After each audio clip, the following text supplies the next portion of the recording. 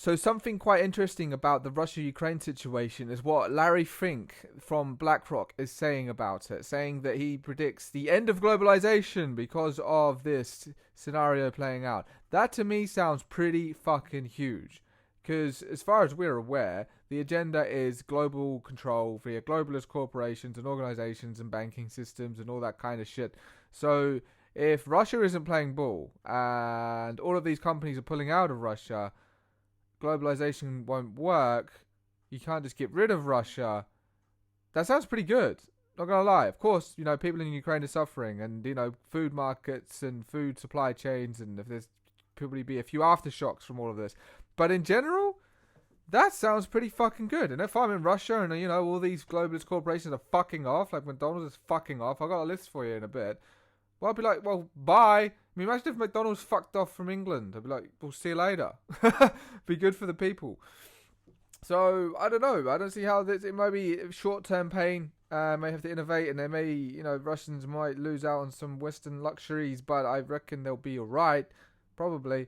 Let me just go over this list here for you. So, you've got...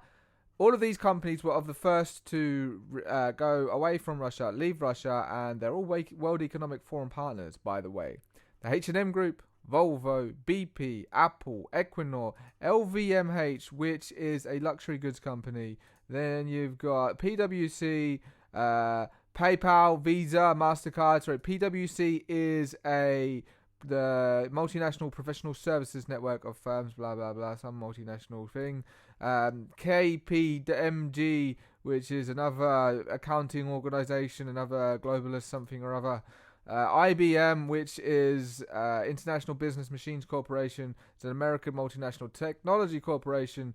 And Unilever, the Coca-Cola Company, PepsiCo, Amazon, Heineken, Nestle, Goldman Sachs, and Deutsche Bank. All of these World Economic Forum partners have pulled out of Russia, amongst others. That sounds pretty good for Russia, no? It might be, like I say, short-term pain, but long-term gain, perhaps. And when you've got, like, George Soros, who's like, we must back Ukraine. Well, fuck him, because he clearly is against any free-loving person around the entire planet. So if he's backing Ukraine...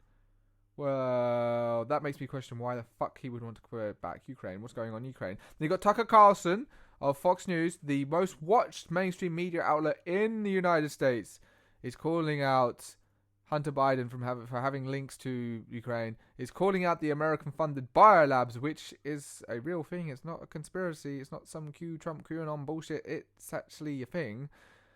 That's interesting. I wonder how this is going to play out. I'm very curious, but there are some interesting positives coming out of this, but as well, of course, the Ukraine citizens are suffering.